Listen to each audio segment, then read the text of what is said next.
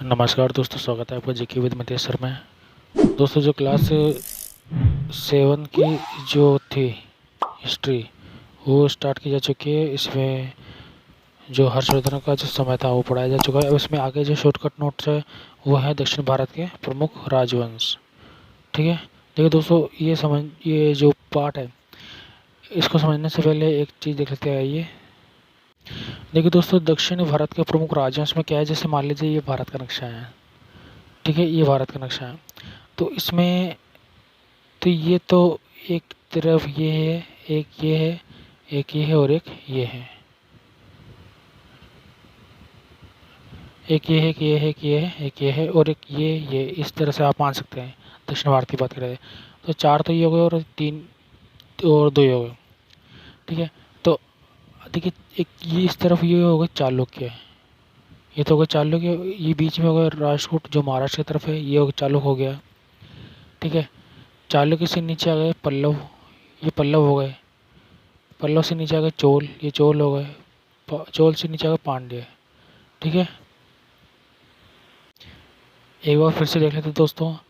ये तो हो गए चालुक्य, ये हो गए पल्लव, ये हो गए चोल यहाँ, और इस चोल के नीचे आ गए पांड्य, और ये चालुक्य के यहाँ पर दक्षिण भारत के मध्य में ये होगा राष्ट्रकूट, यानी महाराष्ट्र में राष्ट्रकूट। महाराष्ट्र से देख लीजिए राष्ट्र, तो महाराष्ट्रकूट। ठीक है, ये नहीं राष्ट्रकूट, चालुक्य। तो 2 चालुक्य हो गए और पल्लव ये, चोल, पांड्य। आगे अब आगे देखते हैं अपने नोट्स। ये देखिए दोस्तों, ये बता रखा है इसमें। ठीक है, मैंने जो बताया था उस हिसाब से ये इसमें बता दिया है। देखिए आइए पढ़ते हैं दक्षिण भारत के प्रमुख राजवंश। तो देखिए एक तो है राष्ट्रकूट। अब देखिए राष्ट्रकूट कहाँ पर है, ये महाराष्ट्र है। उस महाराष्ट्र में देख लीजिए राष्ट्र है, तो वो राष्ट्रकूट है। ठीक है, देखिए भाई ये दक्षिण शॉर्टकट में पढ़ते हैं। दक्षिण राज्यों में जो राष्ट्रकूट है वो सर्वाधिक शक्तिशाली महत्वपूर्ण था उस समय। ठीक है, हर्षवर्धन के काल में के बाद में। देखिए शुरुआत में जो चालुक्य के अधीन था ये राष्ट्रकूट। राष्ट्रकूट क्या था, वो चालुक्य के अधीन था। लेकिन बाद में जो राष्ट्रकूट है उसकी स्थापना की राष्ट्रकूट दंती दुर्ग ने। ठीक है, चालुक्य को हरा करके, चालुक्य को हरा करके राष्ट्रकूट दंती दुर्ग ने राष्ट्रकूट राज्य की स्थापना की। तो 753 ईस्वी में अपने राज्य का विस्तार किया। ठीक है, इसी वंश के शासक कौन थे और दंती दुर्ग के अलावा, तो कृष्ण तृतीय, ध्रुव, गोविंद और अमोघवर्ष। ठीक है, ये इन राष्ट्रकूट वंश के शासक थे। आगे देखते हैं चालुक्य वंश। चालुक्य वंश में देखिए दोस्तों, चालुक्य वंश कहाँ गए, ये भारत है, ये राष्ट्रकूट है, ये चालुक्य है। ठीक है, एक चालुक्य है, तो ये वाला चालुक्य है शुरुआत का। देखिए दोस्तों, चालुक्य वंश, इस वंश का जो राज्य यानी दिमाग में ये भारत का साउथ का ये नक्शा रखिए और ये चालुक्य दिमाग में रखिए। इस वंश का जो राज्य है वो नर्मदा नदी के दक्षिण से कृष्णा नदी तक फैला हुआ था। नर्मदा नदी के दक्षिण से कृष्णा नदी तक फैला हुआ था ये चालुक्य है। इस वंश का जो पराक्रमी शासक था वो कौन था, वो पुलकेशिन द्वितीय। पुलकेशिन द्वितीय ने हर्षवर्धन को भी हराया था। ठीक है, और इसके बाद में चालुक्यों ने यानी 973 में 200 साल बाद में जो था अपना हारा राज्य वो पुनः स्थापित कर लिया। कहाँ पर, यहाँ। एक तो यहाँ पर था और ये राष्ट्रकूट, तो उन्होंने यहाँ पर अपने स्थापित कर लिया। ठीक, इसको वाताफिक चालुक्य या बादामी चालुक्य बोलते हैं। और इन्होंने क्या किया, मध्य हैदराबाद में अपनी कल्याणी को अपनी राजधानी बनाया। मध्य हैदराबाद में अपनी कल्याणी को राजधानी बनाया। पल्लव वंश की बात करें दोस्तों, पल्लव वंश कहाँ है, ये राष्ट्रकूट है, ये चालुक्य है, ये पल्लव है। ठीक है, वर्तमान तेलंगाना जो पल्लव है। आइए देखते हैं। देखिए चोलों ने बंगाल की खाड़ी को चोल झील बना दिया था। चोलों ने बंगाल की खाड़ी को चोल झील बना दिया था। एक मोस्ट ये है पल्लव, पल्लव है, पल्लव ले से तेलंगाना। ठीक है, हमको इतना ध्यान में रखना है। आगे पढ़ते हैं। देखिए जो दक्षिण भारत का जो प्राचीन राजवंश पल्लव वंश था, इस वंश का जो शासक था वो महेंद्र वर्मन था। ठीक है, जो पुलकेशिन द्वितीय से भी पराजित हो गया था। ये पुलकेशिन द्वितीय से पराजित हो गया था इस वंश का शासक। इसके बाद में अब इसका शासक जो पुलकेशिन द्वितीय से पराजित हो गया था, जो महेंद्र वर्मन का जो पुत्र था तो नरसिंह वर्मन, वो उसका वो करेगा, प्रतिशोध लेगा। तो 885 ईस्वी में चोल शासक, तो इसने क्या चालुक्यों पर अधिकार कर लिया। ठीक है, और उसके बाद में क्या हुआ, जैसे 885 ईस्वी में क्या हुआ, चोल शासक कहाँ पर है, ये चालुक्य, पल्लव, ये चोल है। ठीक है, चोल जो थे कहाँ से शुरू थे, ये कृष्णा नदी के दक्षिण से कावेरी नदी तक विस्तृत थे। इसमें हुआ क्या दोस्तों, 885 ईस्वी में चोल शासक जो आदित्य प्रथम था, उसने पल्लवों को हरा करके, पल्लवों को जो शासक था अपराजित वर्मा, उसको हरा करके उसकी राजधानी पर अधिकार कर लिया। ठीक है, और इस प्रकार पल्लव राज्य था, उसका अंत हो गया। चोल वंश की बात करें तो चोल राज्य वो कृष्णा और कावेरी नदी के बीच समुद्र तट पर स्थित था। ये देखिए, जैसे ये कृष्णा नदी बहती है तो इसके बाद में ये चोल राज्य, और इसके बाद में जो कावेरी नदी है, इन दोनों के बीच में। ठीक है, ये समुद्र तट है साइड में। आदित्य, चोल वंश के शासक आदित्य ने पल्लव नरेश अपराजित वर्मा था, उसको परास्त करके कांची पर अधिकार कर लिया। ये हमने पहले पढ़ लिया था, ये आ चुका है 2011 में आर्टेट में। इस वंश का जो सबसे प्रतापी शासक था वो था चोल वंश का सबसे प्रतापी शासक था राजेंद्र वर्मन, जो 1012 ईस्वी में गद्दी पर बैठा। ठीक है, 1012 ईस्वी में गद्दी पर बैठा। दक्षिण भारत में इसने अपने क्या राज्य स्थापित किया और उत्तर भारत की ओर आक्रमण किए। वह कलिंग और बंगाल को जीतता हुआ गंगा तट तक पहुंचा, यानी ये यहाँ से ये कलिंग पहुंचा और ये बंगाल तट तक यहाँ तक पहुंच गया। ठीक है, तो गंगा तट तक पहुंचने के कारण इसको गंगईकोट की उपाधि इसने धारण की। ठीक है, ये देखिए, ये गंगईकोट की उपाधि इसने धारण की गंगा तट तक पहुंचने पर। तो सवाल आता है दोस्तों, गंगईकोट की उपाधि किसने धारण की, तो राजेंद्र प्रथम चोल शासक ने।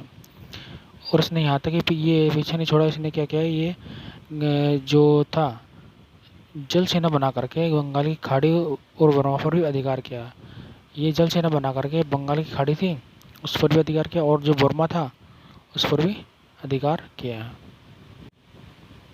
अब दोस्तों, उस समय दक्षिण भारतीय राजवंश में जो शासन व्यवस्था की बात करते तो देखिए, सबकी अलग अलग शासन व्यवस्था थी। पल्लव की बात करते, पल्लव ने राज्य को राष्ट्र, कोट्टम तथा ग्रामों में विभाजित किया था। पल्लव ने राज्य को राष्ट्र, कोट्टम तथा ग्रामों में विभाजित किया था। ये आर्ट 2011 में सवाल आया है। नेक्स्ट, और चोलों की बात करते चोलों ने मंडल नाडु में विभक्त किया था राज्य व्यवस्था को। नाडु को जैसे राज्य बोलते हैं, तो बहुत सारे नाडु के कारण ये तमिलनाडु क्षेत्र राज्य कहलाया। साहित्य और कला के उन्नति की बात करें तो उस समय साहित्य कला की बात करें तो राष्ट्रकूटों के समय वल्लभी और कनेरी विश्वविद्यालय प्रसिद्ध थे। राष्ट्रकूटों के समय महाराष्ट्र में वल्लभी और कनेरी विश्वविद्यालय प्रसिद्ध थे, और कांची था विद्या का बड़ा केंद्र था। तमिल भाषा में उस समय कंबन रामायण लिखी गई थी। ठीक है, जो दक्षिण भारत में बहुत लोकप्रिय थी। मूर्ति की बात करें तो मूर्तियाँ पत्थर और कांसे की होती थी बनी हुई। ठीक है, चालुक्य राजाओं क्या करते थे, हिंदू देवी देवताओं के मंदिर भी बनवाते थे। इनमें अब चालुक्य राजा में कौन थे, एक तो चालुक्य राजाओं के मंदिरों में जैसे वातापी का एक तो विरूपाक्ष मंदिर है, वातापी का महाबलीपुरम का मंदिर है, एक एलोरा का महाराष्ट्र में मंदिर है, एक होयसल का मंदिर है, होसबल का इसमें मंदिर है। ठीक है, तंजौर यानी महाराष्ट्र, तंजौर यानी साउथ, तंजावर बोलते हैं इसको। तंजावर के वरदेश्वर मंदिर में धातु की बनी नटराज की मूर्ति स्थापित है। दोस्तों, अब देखते हैं उत्तर भारत के जो प्रमुख राजवंश हो। उत्तर भारत में क्या, जैसे ये भारत है तो इस वाले साइड का जो राजवंश है वो उत्तर भारत का राजवंश। देखिए दोस्तों, एक तो है गुर्जर प्रतिहार, एक है गेहड़वाल। गुर्जर प्रतिहार कहाँ गए, गुर्जर प्रतिहार आ गए ये राजस्थान के साइड में, और गेहड़वाल आ गए उत्तर प्रदेश यानी कन्नौज के साइड में। देखिए दोस्तों, गुर्जर प्रतिहार वंश का सबसे प्रतापी महान शासक कौन था, राजा मिहिर भोज। इस वंश का सबसे शक्तिशाली शासक था यही। और गेहड़वाल वंश का जो था संस्थापक वो था चंद्रदेव। ठीक है, और जो गुर्जर प्रतिहारों को उसने हरा करके क्या किया, मतलब गुर्जर प्रतिहार त्रिपक्षीय युद्ध में गुर्जर प्रतिहारों को जीत हो गए थे, उसके बाद में इसने गुर्जर प्रतिहारों को हरा कर कन्नौज पर अधिकार कर लिया था। ठीक है, इसका संस्थापक जयचंद नहीं था, चंद्रदेव था। ठीक है, गेहड़वाल वंश का जो अंतिम शासक था वो जयचंद था। गेहड़वाल वंश का अंतिम शासक जयचंद था, जिसको मोहम्मद गौरी ने पराजित कर दिया था। अंतिम शासक था जयचंद। ठीक है, और मोहम्मद गौरी ने जयचंद पर आक्रमण कर दिया था, ये और कर्णचौर अधिकार कर लिया। इसके बाद में आइए पढ़ते हैं चौहान वंश। चौहान वंश ये अजमेर सांबर चौहान, अजमेर सांबर भूभाग प्रदेश के जो शासक थे वो चौहान थे। इसका शक्तिशाली शासक मेघराज चतुर था। पृथ्वीराज चौहान को वो चौहान वंश के महान शासक माना जाता है। देखिए 1182 में चंदेल के शासक महबूबा परमाल को पराजित कर चंदेल शासक महबूबा परमाल को पराजित कर साम्राज्य विस्तार इसने किया पृथ्वीराज चौहान ने। गौरवंश के शासक मोहम्मद गौरी से 1191 में ये पराजित हो गया था, लेकिन 1191 में ये इसने मोहम्मद गौरी को पराजित किया था, लेकिन 1192 में ये खुद पराजित हो गया था युद्ध में। बात करें आगे, देखिए दोस्तों बात करें गोहिल वंश की, तो इस वंश का जो प्रतापी शासक था गोहिल वंश का वो था बप्पर अव्वल, जिसको कालभोज के नाम से भी जाना जाता है, कालभोज के नाम से। देखिए इसमें मेवाड़ वंश में कौन कौन थे प्रतापी शासक, एक तो महाराणा हमीर क्षेत्र सिंह, महाराणा मोकल, अणकुंभा, महाराणा सांगा, राणा प्रताप, राणा राज सिंह प्रतापी शासक थे। ये मेवाड़ वंश के प्रतापी शासक है। परमार वंश की बात करें तो परमार वंश का सबसे प्रमुख प्रतापी शासक था कालभोज, राजा भोज था। और सोलंकी वंश के समय महमूद गजनवी ने क्या किया, सोमनाथ मंदिर पर आक्रमण किए। देखिए सोलंकी वंश के समय सोमनाथ मंदिर पर आक्रमण किए। उत्तर भारत में चंदेल वंश भी था, और आलोदल है परमर्दी देव के सेनापति आलोदल, इसी वंश के वीर सामंत थे जो इनका नाम आता है। ठीक है। पल्लव वंश के पाल वंश की बात कर रहे हैं तो पाल वंश के काल में विक्रमशिला विश्वविद्यालय की स्थापना हुई थी, इसकी स्थापना धर्मपाल ने की थी। सेन वंश के काल में गीत गोविंद जय का रचयिता था जयदेव।